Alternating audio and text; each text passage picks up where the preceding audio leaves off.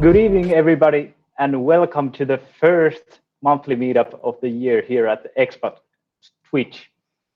And my name is Wanda O'Reilly. I'm the chairman of Expa, as you know. And today we're going to begin with a little piece of news. You may have already seen in our social media channels on Facebook, on Instagram, and so on, that we are organizing an amazing event, Game of Thrones Jam, together with Crazy Labs and Carry First. And this event is organized between February 3rd to February 7th, and the registrations are now open in Eventbrite. So check those out in our social medias on Facebook and Instagram and so on. And yeah, if you haven't heard about the Jam yet, here's some basics. So it's organized by Crazy Labs, like I just said, and in partnership with the Digi and Game Center here at Jyväskylä, and then with Carry First in South Africa, which is the biggest publisher in the African area. And the Jam is titled like Game of Thrones North versus South. So obviously you get it. It's a synchronized event between Finland and South Africa. And the theme is like said here, it's the hyper casual games. So prototyping hyper casual games in a game jam format. You will find more information about the registration, about the team sizes, and that kind of thing from the event itself at Eventbrite or on our social medias. But just so you remember, there are amazing prizes available. So the first team will win a professional agreement with Crazy Labs and a funding plan for developing hyper casual games. That's amazing. And for the second team, there's a PlayStation 4 Pro, one per team. And for the third team, there's an Oculus Quest 2, one per team. So those are some actual really valuable prizes. And the amazing event itself is a huge learning opportunity to network with other people, to learn about hyper casual games. So be sure to sign up by February 3rd. And yeah, that's basically it. And related to that, today, here at the meetup, we have a very special guest, Nir Miretzsky from Crazy Labs. Hi, Nir. Hi, how are you? Hi. Great, thank you. How are you? We are great. Super excited to get this going. And today we'll be talking about why now is the time to go hyper. Is that right, Nir? Yes, I will explain a little bit about it, but I will also be glad to answer some of the questions that the audience already sent to you. Yes. And I don't know if it's possible to get also live questions. And the idea is to give you the reason why Crazy Labs is so into hyper casual and why we think it's not going anywhere and getting bigger. And it's a very fun side of the gaming industry, I think. Yes, really, really cool. We are excited to learn more about that soon. Just for the audience, so you know, Crazy Labs is among the top 3 developers and publishers in the world. So that already tells you something about the popularity of hyper casual. But yeah, just like Nir said, we are taking questions during the presentation. So as you know, use the Twitch chat to write them down, and I will post them to Nir when the right opportunity comes. So perhaps, unlike before, we're not doing it so that it's a strict presentation and then a Q&A, but we will be having a more like a fireside chat. So we will be discussing about what Nir is presenting along the way. So remember to be active in the chat and throw your questions whenever they pop into your mind. I will take them in. So yeah, that's basically everything for the setup. So the stage is yours, Nir. Please tell us more. Okay, so I will start with a small. Just want to make sure it's the right one. Yes. Yeah. I will start with a small introduction to Crazy Labs, as you just said. Sorry. First, I want to throw this number $5 million. We will come back to it later. It's a new trick that I learned for presentation. Let's see if it's working. All right. A little bit about myself. It's the same thing. I wrote the same thing a few times, but in general, I am veteran of the gaming industry. more than 20 years. I now serve as the head of Crazy Hubs, which is the Crazy Labs accelerator all around the world. We will talk about it a little bit later. I'm also a senior lecturer at Shenkar. Shenkar is the first game design school in Israel, almost 15 years, I think. And I'm also the ex-chairman of GameIs, which is the Israeli gaming association. I was also for some time the head of IGDA Israel on the same role. And as the head of Crazy Labs, I'm looking all the time from talented studios that want to learn how to make hyper casual games. And I'm also like a missionaire of hyper casual. I love to give this amazing niche of the industry, which kind of took huge part of the downloads worldwide. I like to let people know about it, understand it. It's not exactly about gamers, it's more about players, but we will see it in a second. So this is the agenda, but we will be less strict about it. So Crazy Labs, as Wanda just said, it's the third publisher in the world on mobile. We had 1.5 billion downloads only on 2021. It's not even in the presentation yet. And we are developing our own games, but mostly work with third-party developers, like many of the people in the audience that are making their own indie studio, or they have some idea for a bigger game, maybe a AAA, early steps of a AAA game, or casual game. And we are approaching studios all over the world and explaining them the way of the hyper casual, and hopefully convert them to this religion. So this is the way we got to where we are. We also have a huge portfolio of non-hyper casual games. We have some of the most successful casual games, Super Stylist, which is a woman-oriented. It's kind of an RPG for women. Not only women, but mostly women are playing it. We have the Jumanji series around the Jumanji TV, the movies series, and many others. And my part is more about the hyper casual games, but in Crazy Labs all the time we change ideas and mix ideas and bring people from all over the company to try and to hybrid ideas and to make everything better as much as we can. Of course, we fail a lot, but we don't show the fails to everyone. So it's easier to show the winning side. Obviously. Yes. So what is hyper casual? Many people approach hyper casual as a genre, but it's not a genre, it's a business model. And I will explain in a second. It's a very basic business model, very easy to understand. I will explain it in a second. But the business model have a reflection in the gameplay. And we can see it everywhere.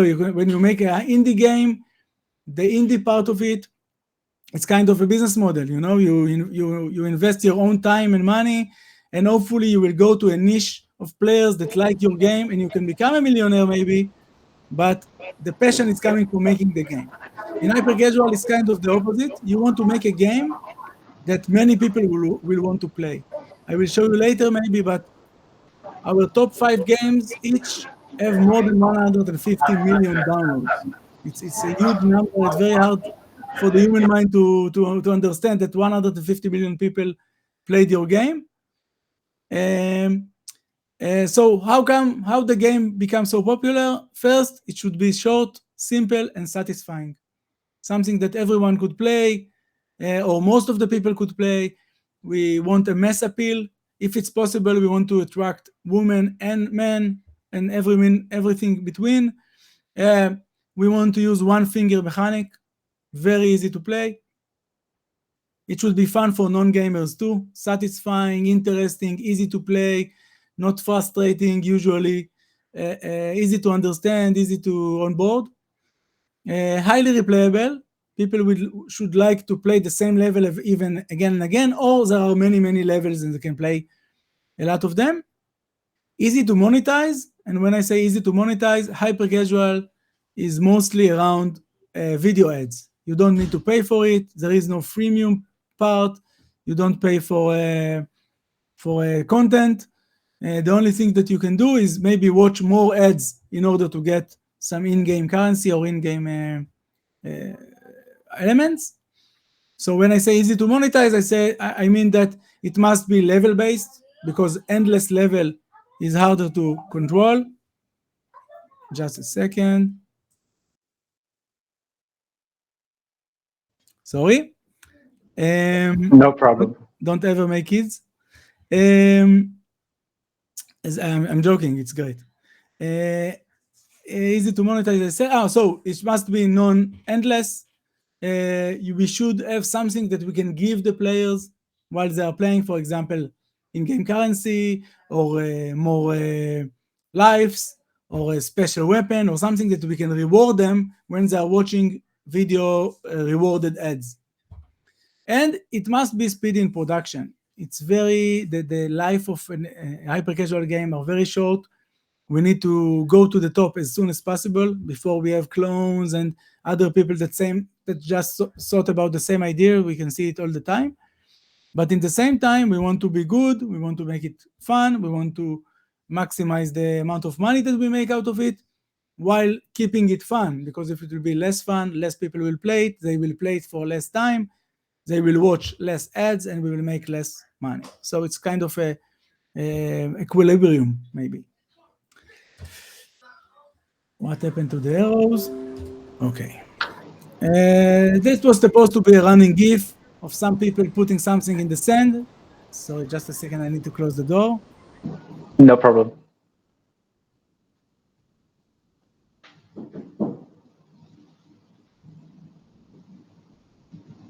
Of course, I checked everything before, but you know.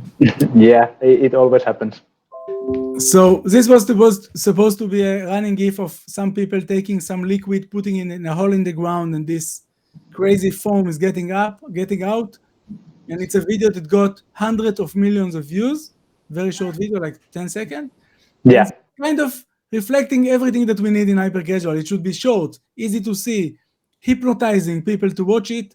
Usually have this lovely, colorful, vivid colors like the rainbow color. And it should make some kind of a wow moment.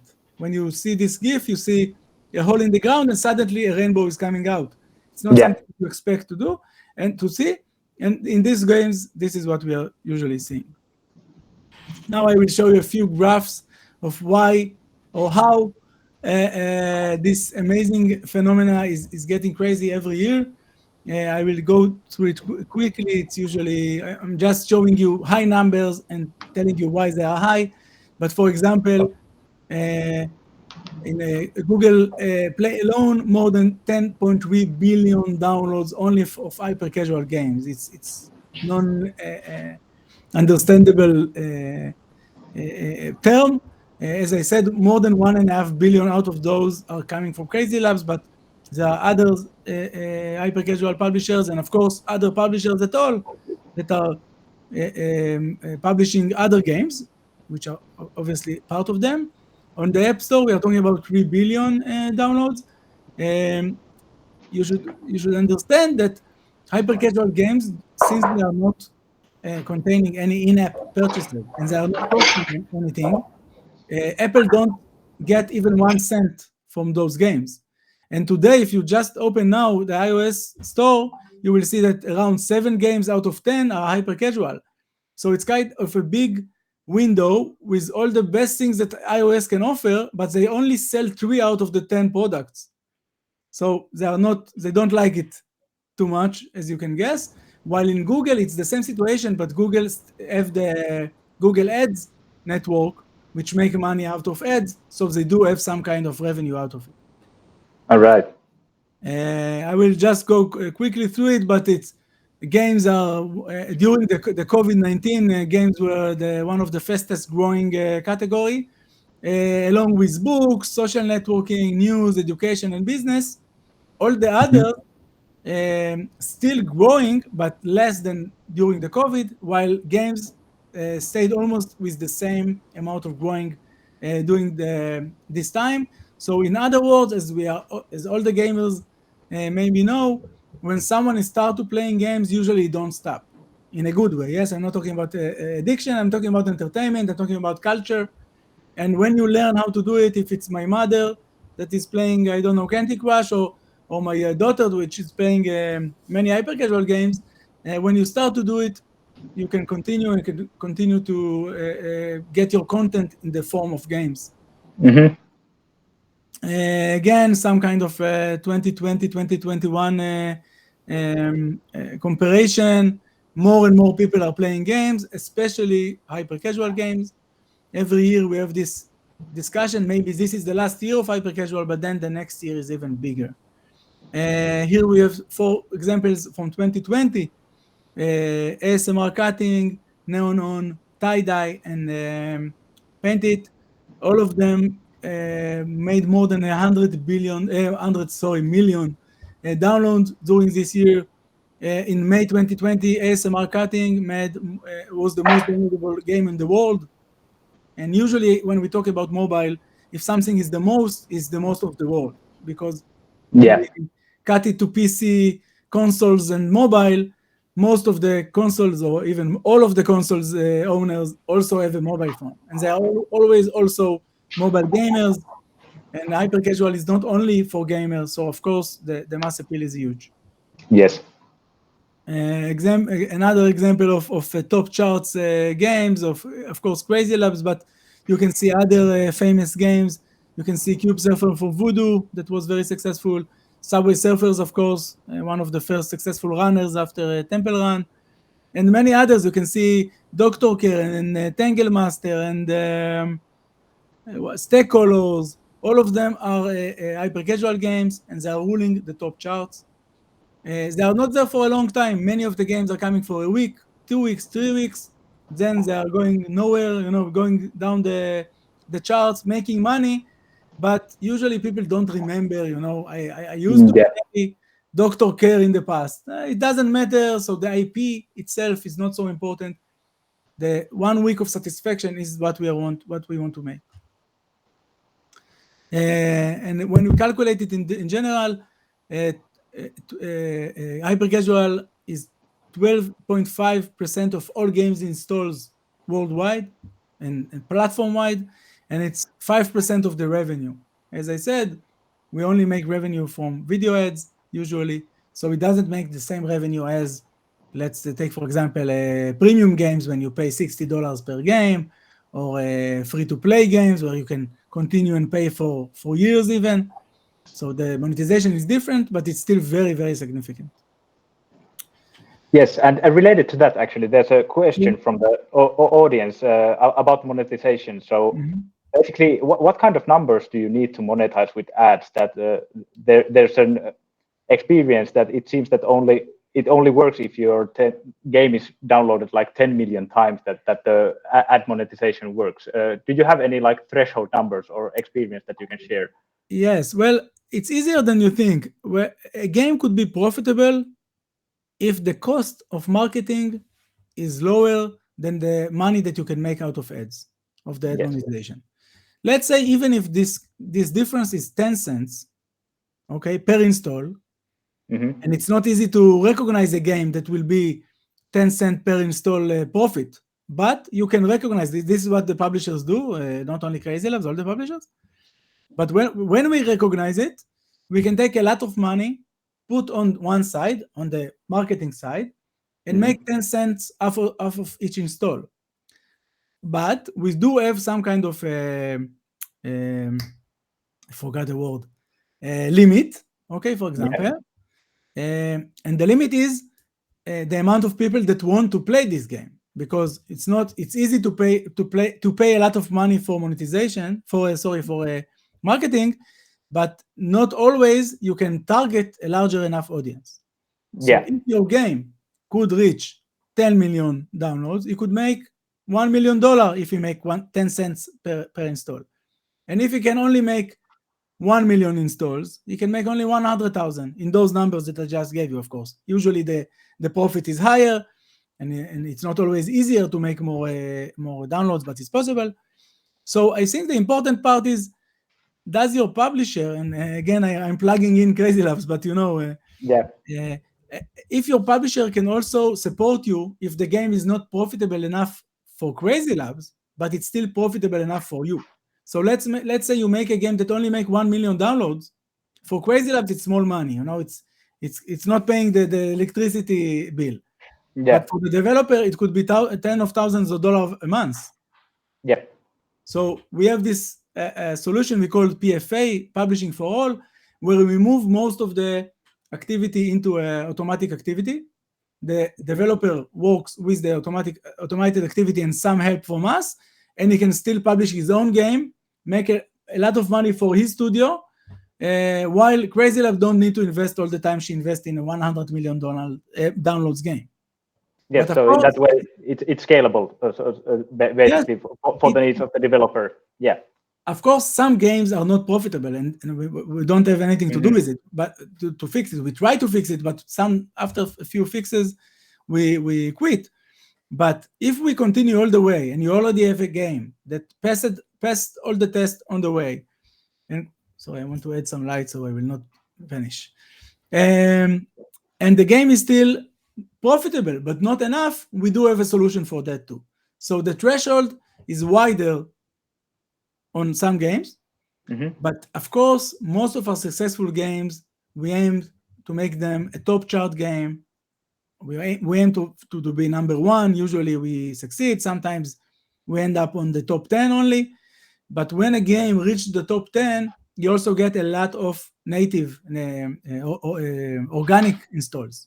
Yes. And it helps the CPI to go down, the cost of marketing to go down, and then it helps him to stay on the charts for a longer time. So it's not like we have a specific number, we just have this equation. If we can make a profit out of the game, the developer will make money out of it. Not sure that Crazy Labs will do, but the developer will, and hopefully we will make a huge hit, which the developers, of course, get a very big rev share out of it. Yes.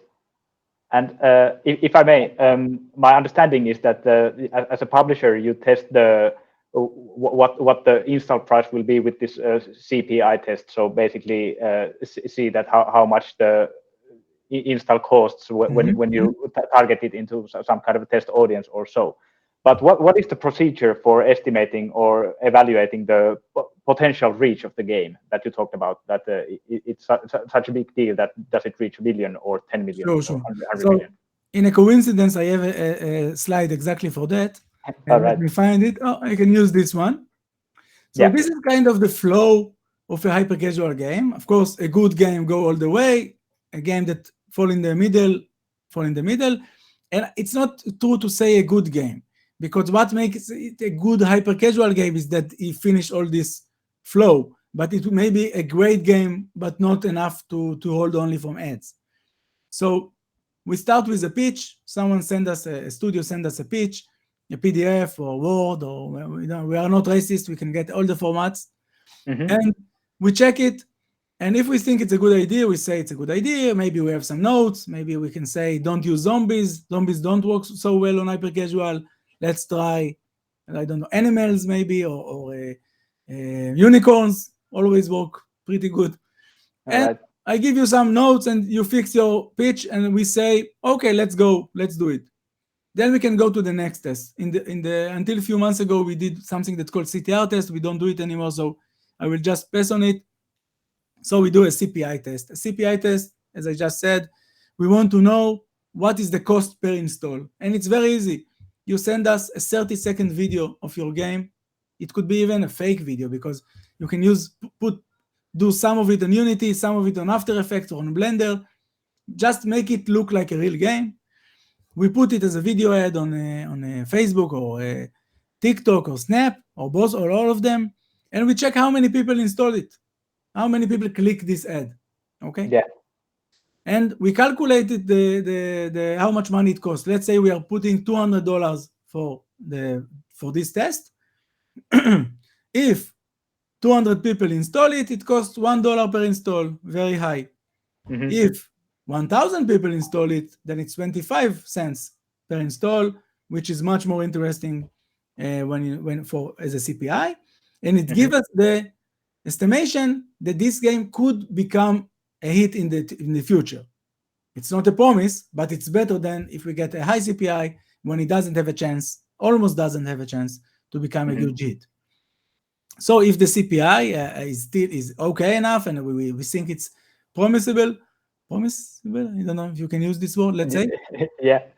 We move on to the next test, which is a day one retention test. Usually on games, we test 30 days, 90 days, a year of retention. Hyper casual, usually we can estimate the life of the game only from after 1 day. We want to know how many people installed the game today and came back tomorrow to play it. And if it's above, let's say 35% of the people, then we know that we have good audience and good CPI, and we can move on.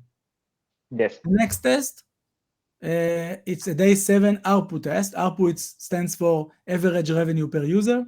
Yes.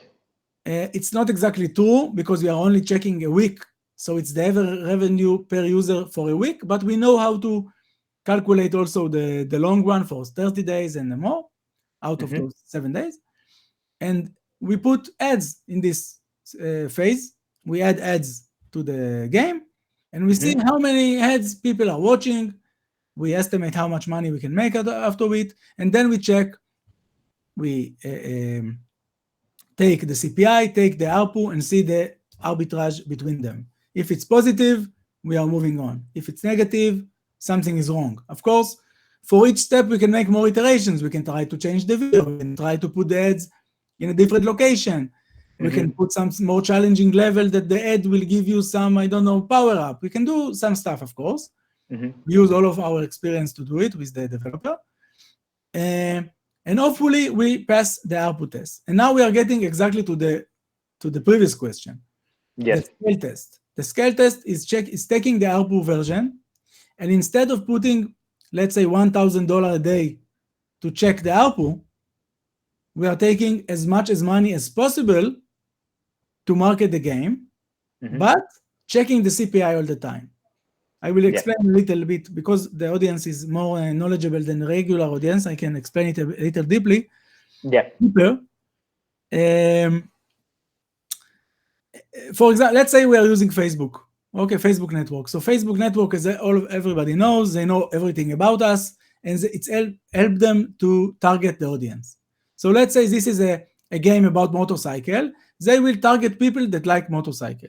Okay, maybe also gamers that like motorcycles, and maybe the motorcycle is red, so they can target people that like red motorcycles and are gamers. Okay, and from those group of people, from this group of people, it's kind of easy to find 1,000 people or even 10,000 people that like this game. So those people will click the ad, and the CPI will be low because many people that watch the ad click it. Okay, but when we try to scale, we cannot only target those people because there is no 100 million red motorcycles riders that are also gamers.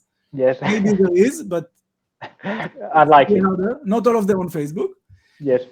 So we try to target all of the target all over the world in all over the platforms, and then some games cannot scale, and in those cases we have, of course, it's a spectrum. It's not only binary, did scale or not did scale. But let's say we know we have only a medium game, so we can aim to number 40 on the charts, for example. Yeah. If it's a huge game, we will aim to number 1. We will put as much money as we can as ads and take it directly to number 1, and it will stay there. We will continue to make content with the team and try to squeeze the slam on as much as we can and make as much as fun as possible to the people so they will continue to play and watch ads. But if it's cannot scale, it can only reach, let's say, 100,000 people, but still make money, then we will move on to the PFA that I mentioned before and try to make it into a small game for the portfolio of the developer that also will help him keep his studio running, because if he can get a few $1,000s a month, it helps the studio survive, or even make enough money a month, and to focus on the next tries. And Yes. of course, it could stay there for months, for years even. We have games that are running for more than 3 years and making still a lot of money. So it's a great option. Of course, if the game is big, we will move on to worldwide release. We will add iOS and Google. We will add ads on every SDK network, of course on the big ones, and Integral, and of course Facebook, TikTok, and Snap. And we will try to do the best we can to make it into a successful, profitable game. Yeah. This is like the life of an hyper-casual game, from a PDF to worldwide release. Yes. And I can also say that some of those games made this way in a very, very short time. Soap Cutting, for example, made it in 1.5 months, from PDF to #1 on the store. Of course, it's a very rare case. You couldn't hope that it will happen to you too, but 3 months is very reasonable. Actually, the audience is interested to know that how big of a percentage make to the, for example, day 1 retention test and to the scale test on Crazy Labs. Can you reveal that? I can give you like numbers. It's not super accurate, but we are looking for more than 35% day 1 on Facebook. All right. And we are looking for 500,000 installs a month in order to pass the scale test. Yeah. Of course, we will pay, if you can pay $3 million, we will pay for it, because we know it's profitable. Even if it's a small profit, we will know. So our target during the scale test is to put as much as money as we can, because we already calculated that it's profitable. Yes. Yes. So the only issue is the people, if they want to play the game or not. So can you elaborate that how many of Crazy Lab games usually make it to the scale test phase? Well, we have a few games a month, and you can see them on the top charts. Every month you can see a few of Crazy Labs games getting to the top. Of course, we target there. This is what we want to do. This is how we make the most of our money. But there are many, many games that don't go to the top, but still get a lot of money for the developer. So I think from one side, this is the dream, to go to the top. But you also should make sure that you have plan B in case if it's a good game, but it's not on the top. And the PFA is a great option. And of course, you can still iterate and maybe make the game better. But usually when we finish all the tests, we know what we have in our hands. Yes. How many people like to make tie-dye shirts? Hundreds of millions. How many people like to be the cutman in a boxing fight? Less people, I can assure you. But cutman boxing is still a successful, profitable game. So not as, of course, tie-dye. So we find a way to try to put everything that enough people want to play. Yes.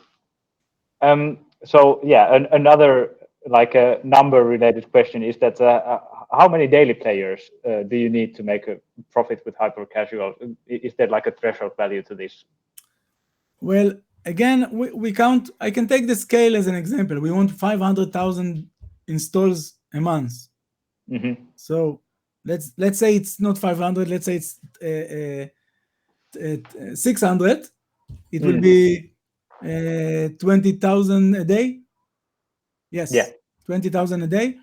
But again, it's not comparable to casual games or to, of course, AAA games, because we drive them there. It's not like they saw the friend playing a FIFA and they bought it too. It's only because we market it in that way, and we only market it if it's profitable. So like all the stars should be aligned, but if it's happened, we only publish good games, because if they're not good enough, we don't publish them. So all of our games that we publish are good. But Yeah, basically, you said about the like 500,000 installs. So do you basically operate with the number of installs rather than number of active players? Is the Yes. yeah. So basically, the lifetime of the player is so short that it's like install numbers are something that you can use, because Since in many games people are looking at the DAU daily rather use, than yes, installs. but Yeah. it's of course it's two sides of the same coin. But Mm. uh, after we know what is so interesting in hyper casual is that after you know that the day 7 output, it will not change, especially not change quickly. Okay, maybe it will change after a year or after a few months, but in the first months you know that this is the money that you make out of this game. So you just want to multiply it by people. You don't care Yeah. the other stuff. Of course, I want people to play, more people to play daily. I want more people to play for a longer Mm. time. Yes. But it's only like a bonus, because if it's Yes. already past all the other steps, it's already profitable. Now let's make it more profitable. Okay, let's make Yeah. it more entertaining. Yeah. I can also go deeper and say that if people are playing the game for a month and keep getting the same video ads, Yeah. the publisher or the developer get less money for each video ad that the developer's watching, because he didn't click it and then he got it again and he didn't click it and then he got it again and he didn't click it. So the ad network will give us less money on the video watch. Mm-hmm. And in a strange way, we want people to play, let's say, for a week, and in the end we want them to install a new game of our competitors. This Yeah. is the way that we make most of like the biggest Yeah. amount of money for this user. That's how the So, ecosystem kind of boosts yes, itself. Yes. Yes. and it's like you go to the supermarket and you see the Coca-Cola wall, and Mm-hmm. all of the Coca-Cola bottles have Pepsi commercials on them, Yeah. and you get the cola for free. But if you buy Pepsi, cola will make more money than you will get from buying the cola. So it's kind of crazy marketing Yeah. loophole, but Yeah. it's working for years for some reason. And Mm-hmm. it's maybe saying something about humanity in a way, but Yeah. but it's fun and it's free. So what do I care? Like, more games for everyone. Yeah, and that basically, like, you really well opened up like what are the numbers that you should be focusing Mhm. on and what are not so important, and what can actually be even counterproductive perhaps. Yeah, there's another question about like adding content to the hyper casuals like over time. So basically it would be in this graph, like next step after the worldwide release. Usually if you find it profitable, is that the next step? So that adding more content to keep the lifetime of the game. So we call this phase live ops. It's Yes. similar to casual games in a way, but we Yes. are doing two different things. First, in general, we are not looking for the same player to play more. As I just said, if he's Mhm. playing more for a longer time, it's not so profitable. Yes. Let's say the best thing would be, if he is not installing a new game, maybe he will go to another game of ours, like a cross promotion game. But what we want to acquire more players. And every day, as you know, millions of people are being born. And after 9 years, in average, they becoming mobile players. So you can say every day, millions of new mobile players is entering the market Hmm. as a kids, but not only as kids, but also grown-ups find out about it, and also just people that didn't notice the ad before, or let's say they played football games, they enjoy it, and now they see another football ad and they want to play this game too. So many new people can play your game. So we are Hmm. aiming not for a longer, usually not for a longer experience, but for more people to find this game attractive. Now, how we do it? We have two things. First, we do add content. Why? Because if someone played the game and after 2 months he want to play again, it's like a new player for us. So we want more content. We want people that come back to feel that something happened, and we have more content. Second, of course, if people want to play it for a long time, we want content to be there. We don't want them to quit because we finished the content. Yes. But not less important, we still make new ads video ads, new playable ads, and new other marketing methods in order to bring new audience that didn't play it till now. So big part of the live ops is making more marketing efforts, trying to reduce the CPI, find new audiences, adding some relevant, maybe even say news like, or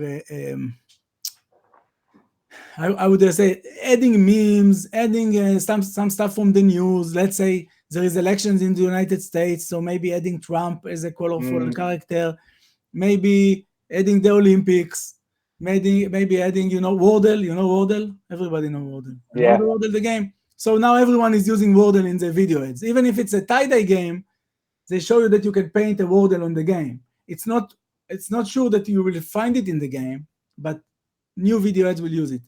And if a lot of people click this ad, we can also make it into a level. So sometimes we are doing A/B test through video ads. We make new features, we put them in the ads, and then we see if people click this ad more, maybe they want to play this level. Yeah. Remind me, a Game of Thrones remind me that we once made a video ad for the game A Maze, which is kind of moving a square inside a maze, and we try to sync it with similar music to the Game of Thrones music. Of course, it's not the same one. It's a similar one. It's not the same IP. So we had this ad when you can move this square, and each time you move it, you hear ta-na-na-na, ta-na-na-na, ta-na-na-na, and we make this ad, and it was a very, very successful ad. So we understood people want to play a musical version of a maze, and we add this mode to the game, and in that way we had more audience, people played it for a longer time, had more fun, and etc. And the maze is a great example of content because it's still on the top 50 for 3 years. All right. It's a crazy, strange thing. It's not exactly hyper, it's hyper, but it's more as a light puzzle game. You cannot lose, you cannot fail, it's like a Zen thing. Yeah. And we keep adding content all the time. Yeah. So basically what you're saying is that even in the live ops phase, the target is still the same. So basically you are looking at the CPI, you are looking at the same things that you are looking in the early phase of prototyping and just trying to get the numbers better, and the objective remains the same. Yes, we want to make it better. We want to make the arbitrage between the CPI and the ARPU bigger and bigger as much as we can. And we're using all the knowledge that we know. The video ads are changing.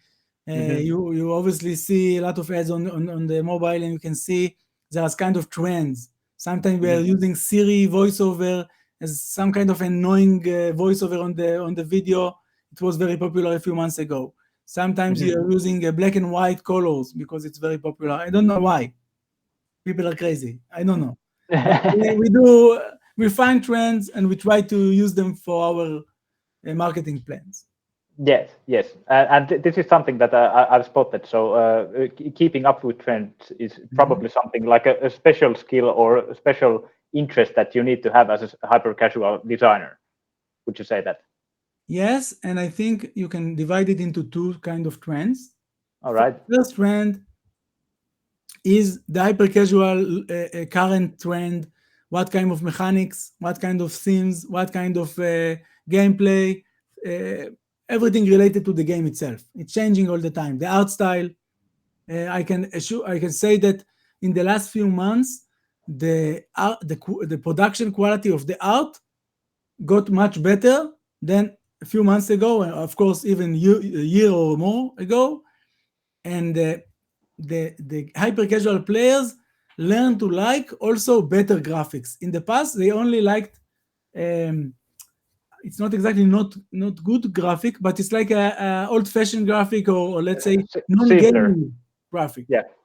Yeah. This is because they didn't want to see a game and to see dragons and to think to themselves, oh, it must be D&D, it's for gamers, it's not for me. But now we can give them better graphics and they still click it. So it's kind of something that happened to the crowd, to the people, to the players. All right. But from the other side, we also have TikTok trends, YouTube trends, TV trends, even YouTube trends. Stuff that happening to the population. Tie-dye was a huge trend 2 years ago on do-it-yourself shirts and stuff. Soap cutting was a crazy YouTube trend that everybody, I don't know why, watched other people cutting soaps and take videos of themselves cutting soaps. Yeah. And one of the studios that we later acquire and it's now part of Crazy Labs, it's even, we can call it Crazy Labs India today. They send us a PDF with this idea of a game based on this trend of cutting soap, and it's just blow up in 1.5 months, as I said before. Yeah. And it's actually taking a trend and gamifying it. Yes. Yes. And sometimes it's a game. You gamify a game, for example, Wordle in a hyper casual way of playing, or it could be soap cutting, as I said, or it could be making makeup, which is always very popular on TikTok. So it can come from a lot of places, but then we try to harness this trend, pick it up, and make a good game out of it that will last for long.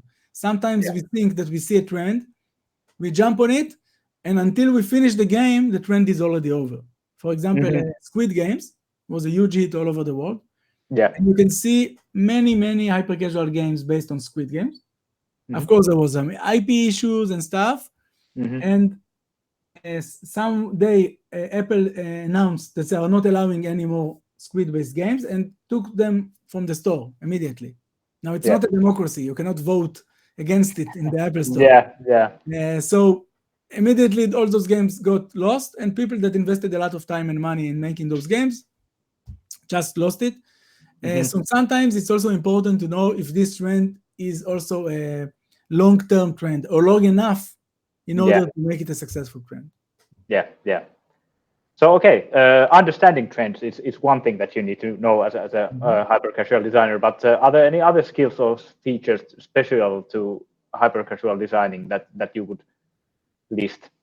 First, I think being a guy or girl that knows the social networks, they understand the modern world, younger than me, will help a lot, because we are the major of the crowd is living the networks, is living like lives, not living going away, and understanding what's going on it's a great advantage.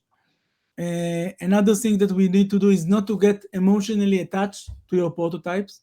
Sometimes you make a great game, everybody around you like the game, I like the game, Sagi, the head of Crazy Labs, like the game, but not enough people want to click the head.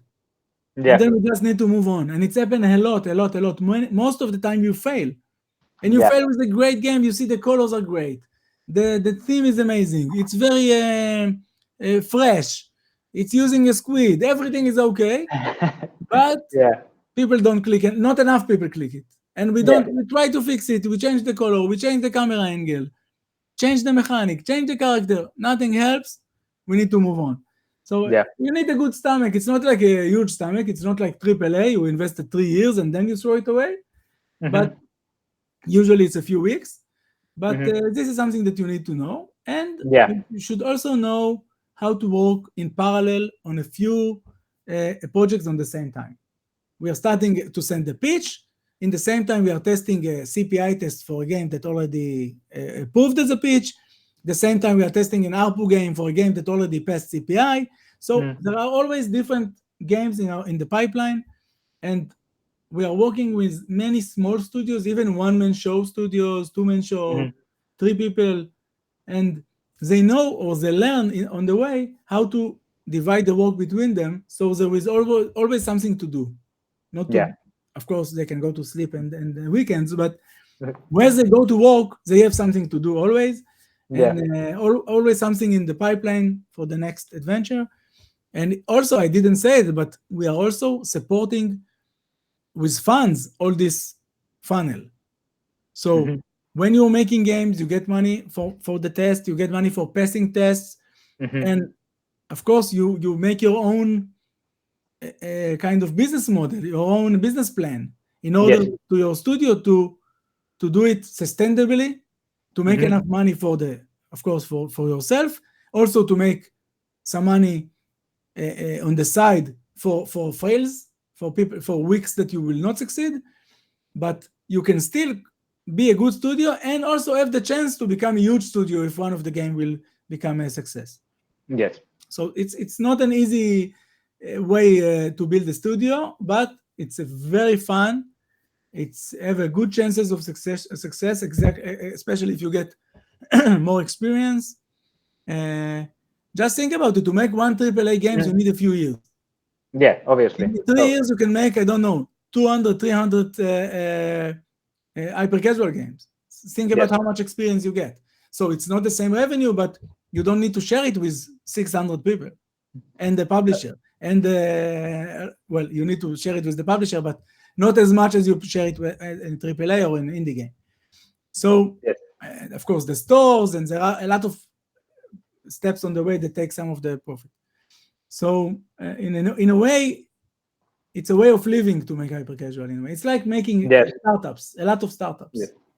Yes. Now, time is running very fast, and people have also lots of interest towards the upcoming game jam. So actually, there was a question in the audience about like what kind of expectations do you have for people who are attending the jam? So we want teams. It could be one-man show. It could be 2 people, 3 people, 4 people, but one of them at least must be a Unity developer. It doesn't have to be, the most successful Unity developer of all times. It doesn't have to be super skilled, like just finished to work on, I don't know, Uncharted 6. But you need to know his way. It's a very good thing to have an artist and a game designer. If the artist and the game designer also know a little Unity, not to develop, but to open a project, to put, to implement elements, to put lightning, to add audio, it could be great for the team to work better together, to divide the work together. And we will send you all the registered teams. We will send you like a checklist to see what you need to have in your game in order to make it into a hyper casual game. Some examples, it's always will be a portrait mode. We will always play it. You don't see my screen? You see my screen? You don't see my screen? Let's cancel I will cancel the... Although I'm sure you understood. But you will play in portrait mode, so like upfront. I will play it like this, never landscape. The color palettes are already there. The one finger mechanic. Most of the action is in the low. Again, I will do it again. Most of the action is in the low part of the phone because we are playing it with one hand. And here is the most likely place to put the thumb. If I want to touch something in the top of the screen, I need to hold it with another hand and then touch.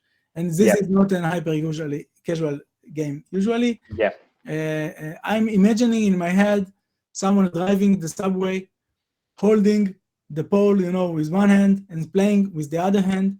And we don't want the movement of the subway to hurt the game. We don't want to use accelerator. We want to use only one finger. We want the action to be in a place that it's easy to play. And of course, many other small stuff that we will add, which kind of themes can work better, and etc. And then you will have time to make this game and to submit it to us. You will only submit a video. We don't need to play the game. You can also take the video as much as I care. It must be something that look like an hyper casual game and will hopefully attract viewers to click it. Then we will check this checklist. We will also have a checklist for the video, what we want to see in the video. We want to see a fail. We want to see a win. We don't want to see any effects on the video. It must be clear gameplay. We don't need like amazing. Download now. We don't want it. We want it to be straight gameplay, for example. And then we will take all the videos that will be qualified and we will put them on our Click dashboard. It's kind of a tool that helps you upload videos and automatically they will be sent for a test, for a 3-day test. During the 3-day test, you can watch the results live. Every few hours, it's refreshed. And you can see the CPI of your game. You can even see the day one retention, but it's less important in the first phase. And the best CPI will get number one prize, and the second one will get the second one, etc. And of course, you also have this North versus South motivation. In a funny way, which I don't know why I didn't know it before, but Israel, Finland, and South Africa are all in the same time zone. Yes. Which is strange, because you imagine it's another part of the world, but we are on the same line. I can look up and see you, and I can look down and find them. And it's kind of the amazing thing with nature. It's surprising. So all of us will do the same, everything. We'll do everything at the same time, and we will watch the CPI together. We'll start together, and after a week, we will finish all the tests, and we announce, of course, the winners. I'm not sure if someone asked it, but the IP will, in a way, belong to Crazy Labs, because Crazy Labs need to pay for all the marketing costs, but you will get revenue share promised to you from day one. So you will get, if the game somehow will become successful, you can get money for it. If not, 100% of the IP coming back to you. So only during the test, and it's very reasonable if you can think about it. It's because if the game is successful and the IP is not belong to Crazy Labs, then you can say to Crazy Labs, okay, now I want $1 million for you to continue the game. So in order to keep it balanced, we promise the rev share, but we have the IP. And again, I know it's an issue for some people, especially when you are, let's say you're an artist, and some people come to you and say to you, I need some graphic assignment from you, and I will not pay you, but I will give you credit, and you can use it. You can use it for your portfolio. So we are not doing it for portfolio. We are promising a rev share. We are promising bonuses for passing tests if you will pass. It's not so likely to pass many tests with a game jam, because usually we need more work. But we will allow, if you will want, the teams we will allow you to continue to work on the game if you want, and test it again, and etc. But the first test will be the one that will define the prize. Yes. Of course, if the game will pass test, the real prize will be to get the rev share. Yes. But this is not what we are aiming for. What we are aiming for is to find good studios that know how to make hyper casual. Maybe they don't know. Yes. They know. And basically, when the first prize is the professional agreement between the team and like Crazy Labs, that's just like the sharing the IP and doing the rev share thing is just and a funding plan. And the funding plan. It's just like a part of the process. Yes. Yes, it's like we come to your studio and we say to you, we want to work with you. We give you money. We will give you experience. You can use our support, and you can try to make your hit. And of course, you will get also funded during the way. And it's very, the way that we do it is very like in a format. All the publishers do the same. Of course, we are the best, but the others do it too. And we will want to try to take our experience and make your studio a successful one. Yes, that sounds really, really interesting. And I guess there is no limitation to the subject of the game. Anyhow, you can make it about anything. Of course, it couldn't be too sexual. It couldn't be too violent. Yeah. Okay. Yeah. Well, we can take Apple rules of using the App Store, and we can say that it's kind of similar to that. If it's not too violent or too sexual, it will be okay. As you know, in gaming, you can kill minions. It will be okay, but if you kill one guy, it could become something that is a problem. So it must be sensitive around that. But in general, of course, you can do any kind of game. There are kind of gameplays that are better for hyper casual, simulation, runners, puzzles, light puzzles, and making a first-person shooter is not always the best thing to do. Although there are successful first-person shooters in hyper. Yes, and Yes, we are running very short on time, but I was hoping that we would have a little bit more opportunity to discuss about like your work as the head of Crazy Hubs. Because this game jam is basically kind of a trial where a team can get to a professional partnership with Crazy Labs, and with the Crazy Labs accelerator. That is what you do. You basically train teams to join you as a like a cooperative. So how does the Crazy Hubs work, and where are the hubs located at the moment?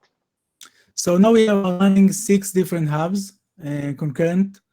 We had 9 hubs till now. Some of them was in the same place, but we have 1 in Turkey, 2 in India, Israel, of course, South Africa, Serbia, which I forget one of them, one that I forget. Forgot.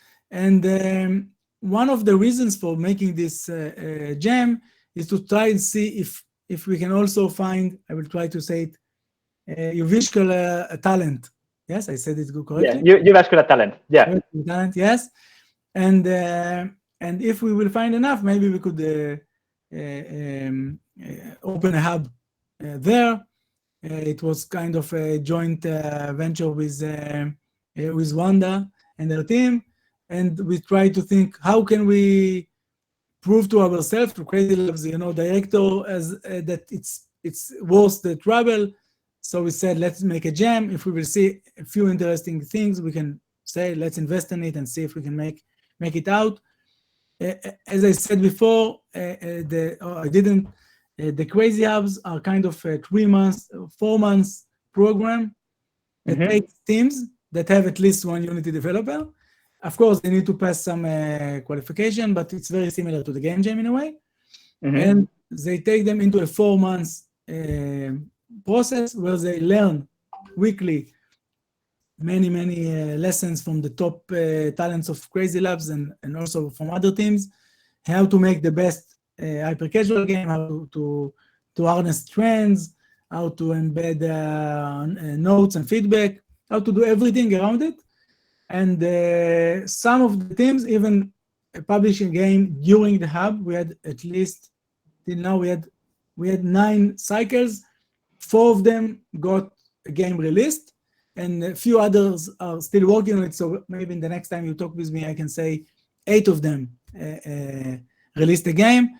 And of course, most of the teams continue to work with us as professional team after that. After we invest 4 months and a lot of knowledge in them, hopefully we can make them a good team and they will continue to work with us.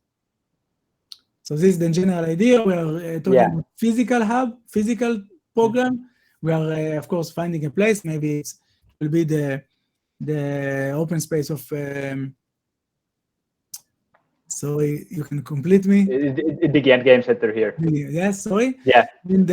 And on those places, they come for 4 months, getting lessons. There is a hub manager that helps them, to mentor them, and to help them. They get knowledge from us, daily talks with us, and of course the chance to make a successful game.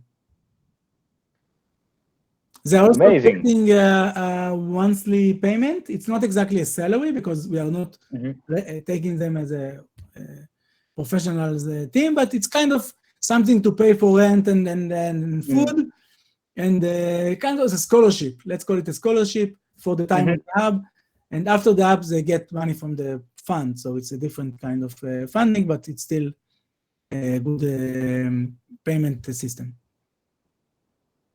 So that's it. I hope you are getting that in your home screens, everybody. Like, if Yuvishkal delivers gold in this jam, it's possible to look into future Crazy Labs hub here at the Digi & Game Center, where we could get professional training to the hyper casual scene. That would be amazing, just like an opportunity to even think about.